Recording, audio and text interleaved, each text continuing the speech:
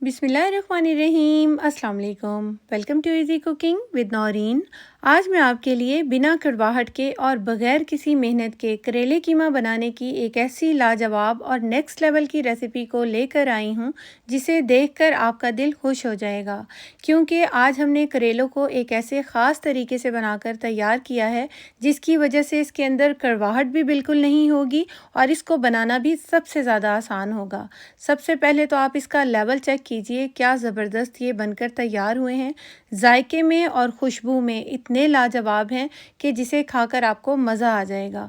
और सबसे अच्छी बात यह है कि बिना कड़वाहट के ये करेले बनकर मिनटों में तैयार हो जाते हैं। रेसिपी तो इतनी शानदार है ना, जिसे आपने एक बार बना लिया तो फिर आपके घर वाले इस रेसिपी के फ़ैन हो जाएंगे और सब लोग आपसे ये मांग मांग कर खाएंगे। रेसिपी अच्छी लगे तो लाइक और शेयर ज़रूर कीजिएगा। आइए अब हम अपनी रेसिपी को बनाना शुरू करते हैं। आधा किलो मैंने करेले लिए हैं, अच्छी तरह से वॉश कर लिया है और इसके बाद मैंने इसको इस तरह से छील लिया था। और छीलने के बाद मैंने इसका ये हेड और ये जो टेल है वो कट कर दी थी। और इसको अगर आपने इसके बीज यानी जो इसके अंदर सीड होते हैं, अगर आपको वो नहीं पसंद तो दरमियान में कट लगा के इसके सीड निकाल लें। लेकिन मैंने जो ये करेले लिए हैं उसके अंदर कच्चे कच्चे से सीड हैं, तो मैं उसका इस्तेमाल करूँगी। छीलने के बाद इसको साइड पे कर देंगे। अब हम यहाँ पर एक कढ़ाई ले लेंगे और उसके अंदर मैंने यहाँ पर तकरीबन 1.5 कप के करीब ऑयल डाला है। ऑयल को अच्छी तरह से हमने मीडियम फ्लेम पर गर्म करना है। जब ऑयल अच्छे से गर्म हो जाएगा तब हम इसके अंदर छीले हुए करेलों को ऐड कर देंगे। गरम गरम तेल में यहाँ पर करेलों को आपने डालना है और इस रेसिपी को जब आप फॉलो करेंगे ना तो आपको मज़ा आने वाला है। बहुत ही कमाल के ये करेले कीमा बनकर तैयार होते हैं। अच्छी तरह से 3 से 4 मिनट हमने इसको हाई फ्लेम पर इस तरीके से फ्राई करना है करेलों को। यहाँ पर आप घबराना नहीं है, हमने ये सारा ऑयल नहीं इस्तेमाल करना और ना ही ये ऑयल ज़ाया होगा। अब हम इसके अंदर ऐड कर देंगे 4 अदद मैंने मीडियम साइज़ के प्याज लिए थे, स्लाइस में कट करके ऐड कर दिए हैं।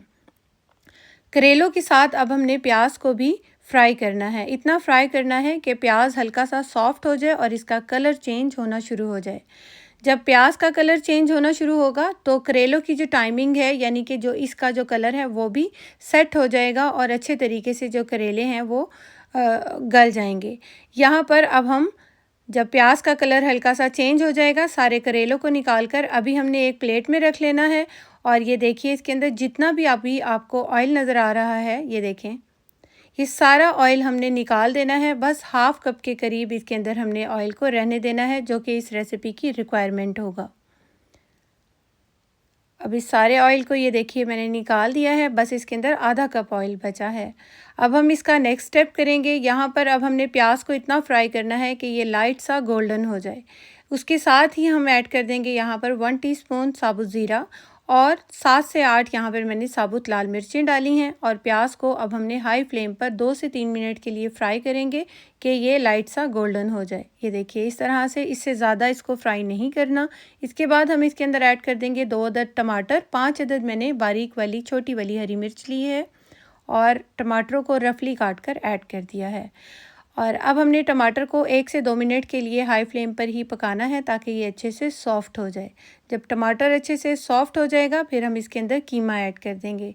मैंने यहाँ पर जो कीमा इस्तेमाल किया है वो मटन का कीमा है, आप चाहें तो बीफ का भी ले सकते हैं।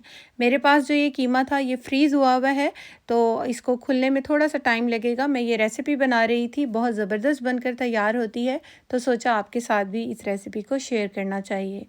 यहाँ पर मैंने इसके अंदर 1 टीस्पून नमक ऐड किया है। 1 टीस्पून से थोड़ा सा ज़्यादा मैंने नमक ऐड किया है, आप अपने टेस्ट के अकॉर्डिंग ऐड कीजिएगा। 5 मिनट के लिए कवर करके हमने इसको रख देना है। और अब यहाँ पर 5 मिनट के बाद मैंने इसका ढक्कन उठाया था। यहाँ पर 5 मिनट मैंने इसलिए इसको टाइम दिया था कि ये फ्रीज़ हुआ हुआ था ताकि अच्छे से ये डीप फ्रोस्ट हो जाए। अगर आपके जो पास जो कीमा होगा वो नॉर्मल यानी कि डीप फ्रोस्ट होगा तो आप उसको बस नमक के साथ उसकी इस तरीके से आपने भुनाई करनी है, जिस तरह मैं अब कर रही हूँ। अच्छे तरीके से इतनी नमक के साथ भुनाई करनी है कि इसका ऑयल अच्छे से सेपरेट हो जाए और कीमे के अंदर जो अपनी हमक होती है वो ख़त्म हो जाए। इसके बाद हम इसके अंदर ऐड कर देंगे 2 टेबलस्पून भर कर, यहाँ पर मैंने दही का ऐड किया है। दही के साथ अब हमने कीमे को अच्छे से भूनना है। 1 से 2 मिनट के लिए हाई फ्लेम पर ही भूनेंगे। और इसके बाद हम इसके अंदर ऐड कर देंगे 1 टीस्पून मैंने कुटी हुई लाल मिर्च ऐड की है, हाफ़ टी स्पून पिसी हुई लाल मिर्च ऐड की है, 1/4 टीस्पून यहाँ पर मैंने हल्दी पाउडर ऐड किया है। 1.5 टीस्पून इसके अंदर अब हम धनिया पाउडर के ऐड कर देंगे। अभी हमने इतने ही मसाले इसके अंदर ऐड करने हैं। अच्छी तरह से अब हमने मसालों के साथ कीमे को भूनना है। इतना भूनेंगे कि इसका जो ऑयल है वो अच्छे से सेपरेट हो जाए।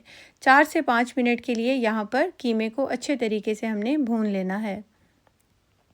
जैसे ही मसालों का कच्चापन ख़त्म होगा फिर हम इसका अगला स्टेप करेंगे।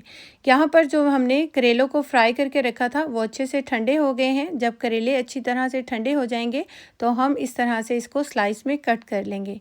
ये देखिए कितनी अच्छे तरीके से ये गल भी गए हैं और इसकी जो कड़वाहट है वो तकरीबन इसकी ख़त्म हो चुकी है। लेकिन आगे एक और चीज़ है जो मैं अभी आपको बताऊंगी जिसकी वजह से मुकम्मल कड़वाहट इसकी ख़त्म हो जाएगी।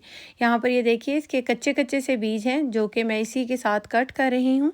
अगर आपको सीड्स नहीं पसंद करेलों के तो आप इस पॉइंट पर अलग भी कर सकते हैं।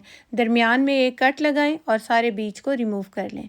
यहाँ पर थोड़े से बीज मुझे लगा था कि ये थोड़े सख्त हैं तो मैंने अलग कर लिए थे। बाकी ये करेलों की कटिंग होकर तैयार हो गई है। अब हम इसे साइड पे कर देते हैं। यहाँ पर ये देखिए अच्छे तरीके से जो ये कीमा है वो मसालों के साथ अच्छी तरह से इसकी भुनाई हो चुकी है। ऑयल इसका अच्छे से सेपरेट हो गया है। तब हम इसके अंदर करेलों को ऐड कर देंगे। अब यहाँ पर आपने करेलों के साथ इतनी अच्छे तरीके से कीमे को भूनना है कि इसकी जो कड़वापन है ना वो इसी पॉइंट पर ख़त्म हो जाएगा। क्योंकि हमने इसको जब ऑयल के अंदर फ्राई किया था तो उस वक्त सारा जो उसका कड़वापन होता है ना, वो जो प्याज हम फ्राई कर रहे थे जिस टाइम पर, प्याज़ों के साथ फ्राई करने से इसका जो कड़वापन होता है, कड़वाहट होती है, वो बिल्कुल ख़त्म हो जाती है। इस टिप को आपने एक दफ़ा ज़रूर फॉलो करना है। फिर आपने मुझे अपना फीडबैक देना है क्या ये टिप आपके लिए काम की है कि नहीं। यहाँ पर मैंने तकरीबन 1 कप इसके अंदर पानी डाल दिया था ताकि करेले भी गल जाएं और कीमा भी अच्छी तरीके से गल जाए। अब हम इसे कवर कर देंगे और कवर करके 15 मिनट के लिए मीडियम टू लो फ्लेम पर हमने इसको पका लेना है। यहाँ पर इसकी इतनी मज़ेदार सी इस टाइम पर खुशबू आ रही है ना करेले कीमे की, बहुत ही शानदार सी। आपको पकाते पकाते ही भूख लगने लग जाएगी। ये इतने मज़ेदार बनकर तैयार होते हैं। यहाँ पर ये देखिए अच्छे तरीके से जो हमने इसके अंदर पानी डाला था वो भी तकरीबन ड्राई हो चुका है, खुश्क हो चुका है और करेले भी बहुत अच्छे तरीके से गल चुके हैं। इस पॉइंट पर आपने ऐड करना है इसके अंदर 1 टेबलस्पून लेमन जूस और 1 टीस्पून भर कर मैंने इसके अंदर ऐड किया है भुना हुआ और कुटा हुआ ज़ीरे का पाउडर। अच्छी तरह से हमने लेमन जूस के साथ और ज़ीरे के पाउडर के साथ इसको अच्छी तरीके से 1 से 2 मिनट इतना भूनेंगे कि इसके अंदर अच्छा सा फ्लेवर आ जाए। इसके बाद हम इसके अंदर कच्ची प्याज इस तरह से कट करके मैंने लच्छे में कट करके ऐड कर दी है। हरी मिर्चों को ऐड कर देंगे। थोड़ी सी मैंने कटिंग करके हरी मिर्चें ऐड की हैं और थोड़ी सी मैंने साबुत ही ऐड कर दी हैं। जिन लोगों को ज़्यादा तीखा नहीं पसंद होता तो वो फिर साबुत मिर्चें अगर आप डाल देंगे तो अपने टेस्ट के अकॉर्डिंग उसको तोड़कर खा सकते हैं। यहाँ पर मैंने हरा धनिया और पुदीना इसके अंदर डाल दिया था और खुशबुएं इस टाइम बहुत अरूज पर हैं। अगर आप मेरी रेसिपी को देखते हुए यहाँ तक पहुँच चुके हैं तो यकीनन आपको मेरी रेसिपी अच्छी भी लगी होगी। तो आपने मुझे ये ज़रूर बताना है कि कौन सी सिटी से या फिर कौन सी कंट्री से आपने मेरी रेसिपी को वॉच किया। और अगर अभी तक आपने मेरे चैनल को फॉलो नहीं किया, सब्सक्राइब नहीं किया तो वो भी कर लीजिएगा। और मेरे इस रेसिपी को अगर पसंद आई है तो लाइक और शेयर ज़रूर कीजिएगा। सबसे पहले तो ये चेक करें क्या कमाल के ये करेले कीमा बनकर तैयार हुए हैं। ये एक ऐसी रेसिपी है जिसे एक बार तो ट्राई करना ज़रूर बनता है। ना तो आपको गर्मी में इतनी मेहनत करना पड़ेगी कि उसकी कड़वाहट को ख़त्म करने के लिए कितनी देर तक हम उसको फ्राई करते थे। हार्डली आपने 5 से 10 मिनट ये प्याज और करेलों के साथ ही इसको फ्राई करना है और फिर आप चेक कीजिएगा क्या कमाल की ये रेसिपी बनकर तैयार होती है। और आगे जो मैंने आपको इसकी कड़वाहट ख़त्म करने के लिए जो टिप दी थी उसको आपने ज़रूर से फॉलो करना है कि चेक करें क्या कमाल की ये बनकर तैयार हुई है। होपफुली आपको मेरी ये रेसिपी ज़रूर पसंद आई होगी। रेसिपी अच्छी लगी हो तो इसे लाइक और शेयर ज़रूर कीजिएगा। Thanks for watching. अल्लाह हाफिज़।